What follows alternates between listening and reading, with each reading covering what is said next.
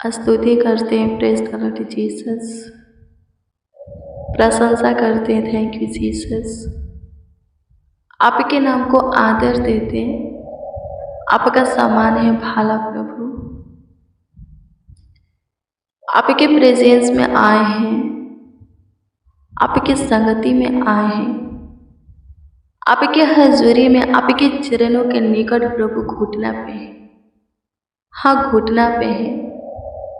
आपकी महिमा करते हैं, आपकी प्रशंसा करते, तारीफ करते, बड़ाई करते हैं, आपके नाम को आदर देते, आपका सम्मान करते हैं इस बात के लिए कि आप पे आज के पूरे दिन ने हमें संभाले हैं, हमारा ख्याल रखे हैं, हमारा देखभाल किए हैं, देख रेख किए हैं प्रभु। हमारा परिवार भी सेफ है, तूने उन्हें भी सेफ से रखा। अभी भी आपका ध्यान हमारे ऊपर है, आपका अनुग्रह हमारे परिवार के ऊपर है, एक एक के मसीह भाई बहन के ऊपर है, आपके सारे बेटा बेटी के जनों के ऊपर है, लोगों के ऊपर है, आपके संतानों के ऊपर है, आपके प्रजा निज धन के ऊपर है। आप अद्भुत हो प्रभु, आप अनोखा हो, आप कृपालु हो, दयावंत हो, भाला हो, आप साचा ईश्वर हो, धर्मी प्रभु, जीविता खुदा हो। आपके प्रेजेंस में आए हैं प्रभु, आवाज देते हैं, आपको पुकारते हैं प्रभु जी। अपना मुख है हमारी ओर कीजिए, हमारी सुनिए प्रभु, और विलम्ब मत कर, उठे या फुर्ती कर, हमारी सहायता के लिए, हमारी मदद के लिए, हमारी गार्ड के लिए प्रभु, हमारे सहारा के लिए प्रभु, हमारे निकट, हमारे करीब, नजदीक, पास है, समीपा आपकी स्तुति करते हैं दयावंत प्रभु जी। सुंदर सा शाम में आप हमें दिए हैं, सुंदर सा संध्या काल आनंद में दिन के साथ रात्रि आप हमें दिए हैं। आपकी स्तुति करते हैं प्रभु जी। अभी भी हम सब प्रभु आपके छत्र छाया में हैं, पूरे दिन थे, पूरे रात्रि भी हैं, और आने वाले कल में भी आप ही के छत्र छाया में रहने वाले हैं। आप ही अपने पंखों की आड़ में हमें रखने वाले हैं, अपने लहू से कोभर करके प्रभु रखने वाले हैं, ताकि हम सेफ रहें और आपकी महिमा करें, आपकी प्रशंसा करें, तारीफ करें, बड़ाई करें, आपके नाम को आदर देवें, आपका सम्मान करें। दयावंत प्रभु, कृपालु, करुणा में करुणा निधान, पराक्रमी, सहायता कीजिए, हमारी मदद कीजिए प्रभु। धन्यवाद हो ईश्वर, स्तुति हो प्रभु, स्तुति हो प्रभु, स्तुति हो प्रभु।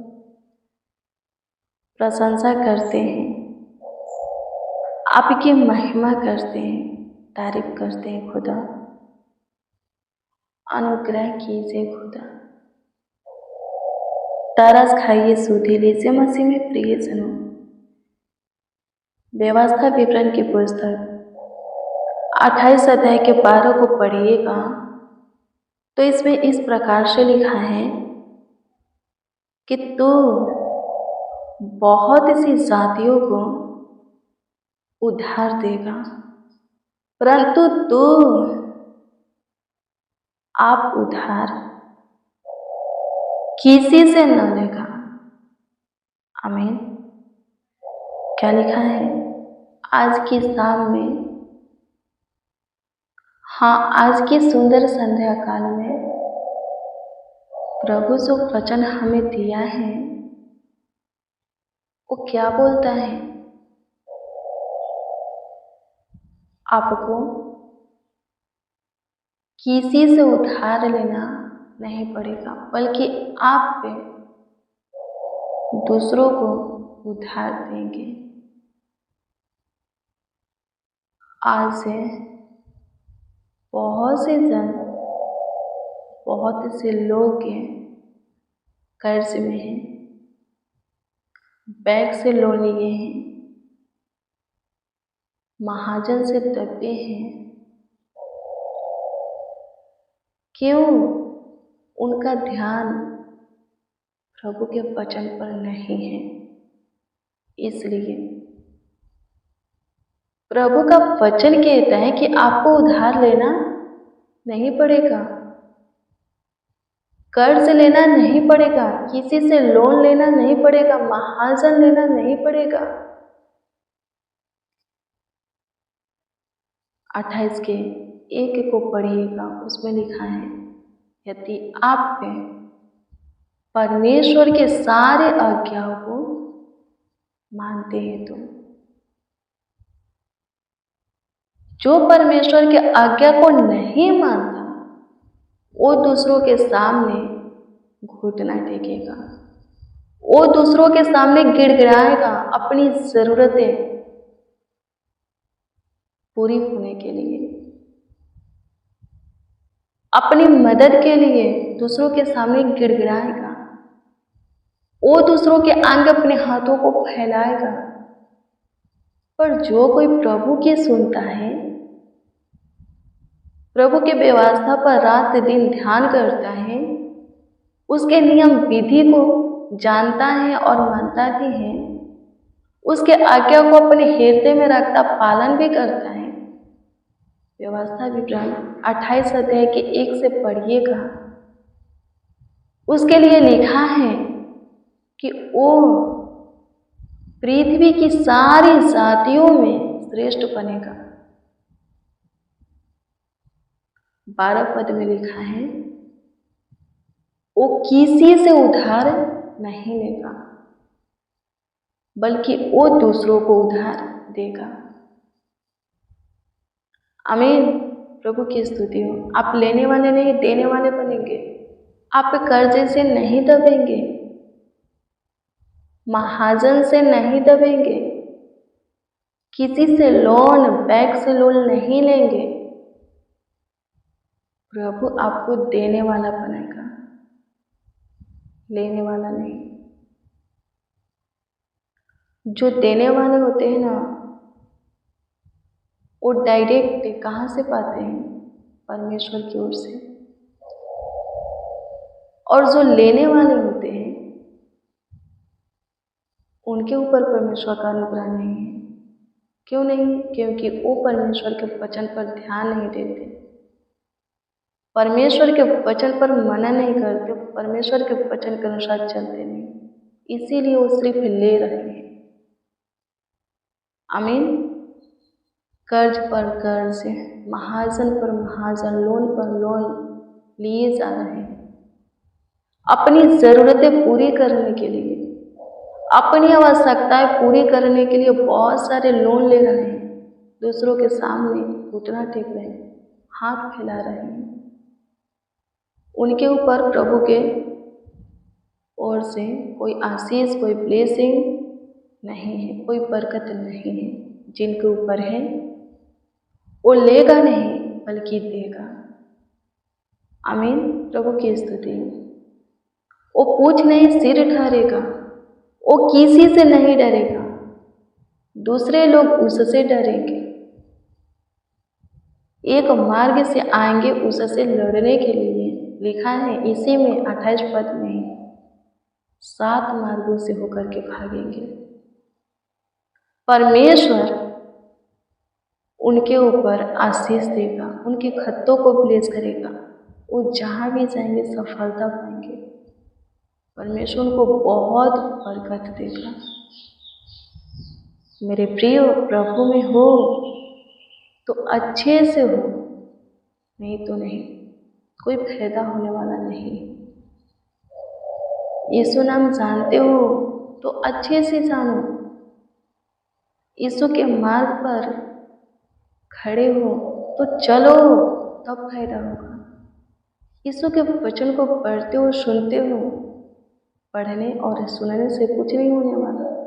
उस पर विश्वास करके उस वचन को अपने जीवन में लागू करने से होगा। आमीन। प्रभु की स्तुति हो। प्रभु के बातों को मानो, प्रभु के आवाजों को सुनो। वो जो कहता है वही करो, वो जो बोलता है सुनो। जिस मार्ग को दिखाता है उसी मार्ग को पकड़ो।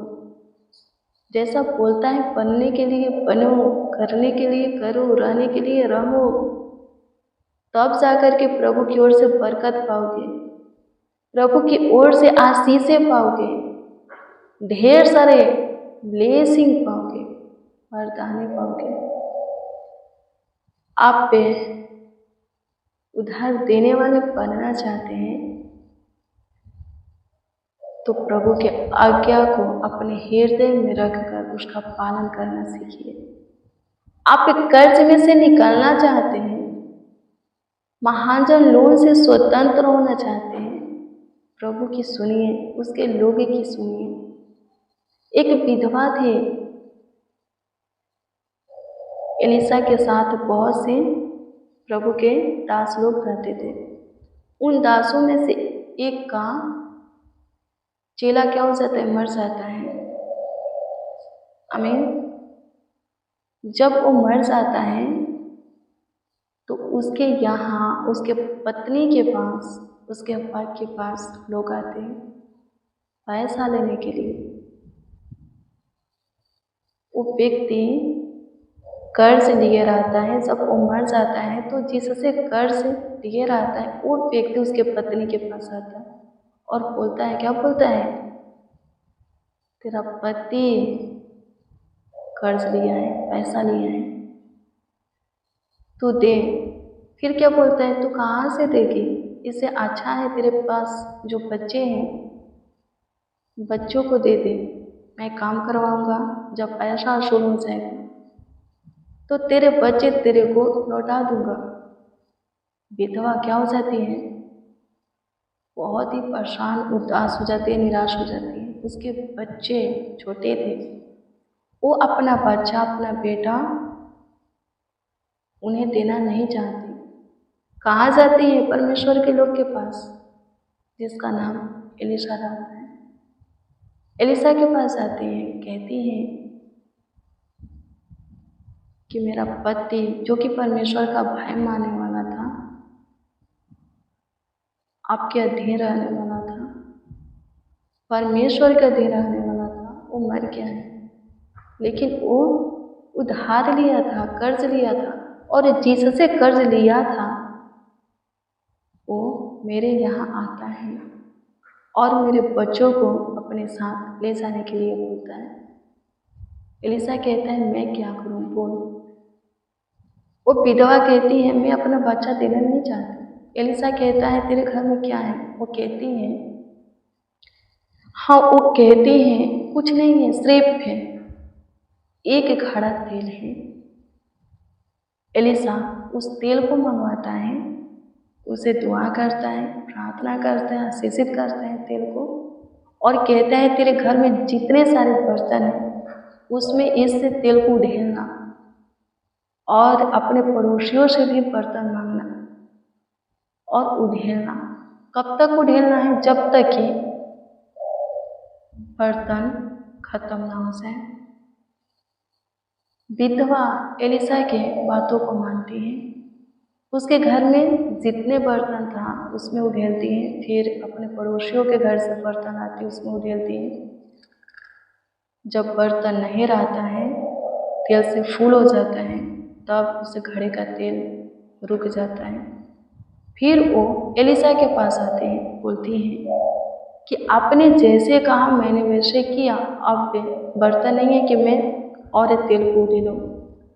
एलिसा कहते हैं, उस तेल को तू बेच दे मार्केट में, बाजार में, और अपने कर्ज को भर और अपने लिए, अपने बच्चों के लिए खाने की उपाय कर। मेरे प्रिय, परमेश्वर के पास और परमेश्वर के दास के पास हर एक समस्या का हल है, प्रॉब्लम का सवाल है। उसकी सुनना सीखिए, उसके बातों को मानना सीखिए, वो विधवा बातों को मानी, उसका कर्ज भरा गया, उसके बच्चे नहीं गए दूसरों के घर काम करने के लिए, आसानी से उसका कर्ज भरा गया, उसके पास खाने पीने की भी चीजें बहुत से हो गए। मेरे प्रिय, वचन पढ़ते हैं, सुनते हैं, उस पर मनन कीजिए कि वचन क्या कहता है, सोचिए। जब तक कि समझ में नहीं आता, प्रभु के लोगों से पूछिए, दुआ कीजिए, प्रार्थना कीजिए, प्रभु अनुग्रह देगा, वचन समझने की सामर्थ्य देगा। यदि समझ जाते हैं और जैसा वचन बोलता है वैसा आप करते हैं, तो आप पे हर एक फंदे से बाहर निकल जाएंगे, चाहे वो कर्ज का फंदा हो, चाहे वो रोग का फंदा हो, या शैतान का पीड़िया जंजीर हो। जैसा भी फंदा क्यों ना हो, आप उससे छुटकारा पाएंगे, स्वतंत्र हो जाएंगे, मुक्त हो जाएंगे। वचन पढ़िए, सुनिए ध्यान से, उस पर मनन कीजिए, सोचिए, अपने हृदय में बैठाइए, अपने जीवन में लागू कीजिए, प्रार्थना कीजिए। आपका सारा समस्या खत्म हो जाएगा, सारा दुख विपत्तियां खत्म हो जाएगा, सारा प्रॉब्लम सॉल्व हो जाएगा, उलझन सुलझ जाएगा, दुख नष्ट हो जाएगा। आमीन। प्रभु की स्तुति हो। आपकी परिस्थिति, हालात सब बदल जाएंगे, आपका जीवन संवर जाएगा, आपका लाइफ चमक जाएगा, फ्यूचर उज्जवल हो जाएगा। आपके बच्चे क्या करेंगे? आगे बढ़ेंगे, किसी भी बंदगिरी में, फंदे में नहीं गिरेंगे, नहीं फंसेंगे। आमीन। प्रभु की स्तुति हो। धन्यवाद प्रभु, आपकी स्तुति करते, आप अद्भुत हो, आप सामर्थ्य हो, प्रकर्मी हो। आज शाम के सबों के दुआओं की प्रार्थनाओं को सुनना प्रभु से अनुग्रह कीजिए। जितने बच्चे, नौजवान, बड़े बुजुर्ग, जितने मसीह भाई बहन आज के संध्या काल में हमारे साथ आपको पुकार रहे हैं, आपसे दुआ, प्रार्थना, विनती, याचना कर रहे हैं, उन सबों के ऊपर आपका विशेष ध्यान रहे, आपका विशेष प्रभु से दृष्टि रहे, आपका कृपा, प्रभुता, करुणा रहे। आप अनुग्रह कीजिए सबों के ऊपर, आप कृपा कीजिए सबों के ऊपर, आप करुणा कीजिए सबों के ऊपर, तरस खाइए, सुधे से। आपकी स्तुति हो पिता, आप पे एक एक की सुनने वाले खुदा हैं, क्योंकि वचन में लिखा है कि आप सबों के लिए भला ईश्वर है। सो प्रभु से अनुग्रह कीजिए आज की शाम की प्रेयर में, जो कोई जो कुछ आपसे चाहते हैं उनके चाहत को पूरा करो। आपसे आशा किए हैं, उनके आशा को पूरा कीजिए। सब प्रभु जी भला जाना रहे, सब स्वस्थ रहे, सब जीवितों की पृथ्वी पर जीवित रहे, जीवितों के उजाला में चले, सब आशीषित हो। सबों का आप ख्याल रखिए, सबों का ध्यान दीजिए, सबों का देख रेख कीजिए, देखभाल कीजिए। सब प्रभु जी पूरे रात्रि नीचे अपने बिछौने में सोए, किसी को किसी प्रकार की दिक्कत ना हो, किसी को किसी प्रकार की परेशानी ना हो। धन्यवाद कि आप पे हमारी दुआ को सुने, हमारी प्रार्थना को सुने। हमारे साथ जितने बच्चे, नौजवान, बड़े बुजुर्ग, जितने मसीह भाई दुआ किए हैं, हम प्रतीति करते उन सबों के भी प्रभु से अपने दुआओं को सुना है, उत्तर भी हाँ आमीन में दिया है। आपकी स्तुति करते हैं प्रभु जी, सबों के कर्ज को अपने उत्तम भंडार से भर दे, खत्म कर। जो कोई जो कुछ का कारोबार करता है, जॉब करता है, उसमें प्रभु जी उन्हें आशीष दे, उनके कमाया हुआ हिस्सा को ब्लेस कर, उसमें बढ़ोतरी होने दे, सबों के धन संपत्ति में बढ़ोतरी, बचत होने दे, ताकि उन लोग बहुत जल्द और बहुत आसानी से कर्ज से बाहर आ सके। हाँ प्रभु से फंदे से बाहर आ सके, ताकि आपकी महिमा करें। आपकी प्रशंसा करे, सहायता कीजिए। जो कोई दान दशमांश दिए अपने कमाया हुआ हिस्सा में से, प्रभु जी उनके लिए आकाश की झरोखे, स्वर्ग की झरोखे खोल दीजिए और जितना दिए हैं उसके 10 गुना, 1000 गुना, लाखों गुना, करोड़ों गुना उन्हें लौटाइए। उन्हें ब्लेस कीजिए, आशीषित कीजिए। धन्यवाद कि आप हमारी दुआओं को सुने, हमारी प्रार्थनाओं को सुने। धन्यवाद देते हैं, प्रार्थना विनते आपके उद्धारकर्ता नामों में मांगते और कहते हैं आमीन, आमीन, आमीन।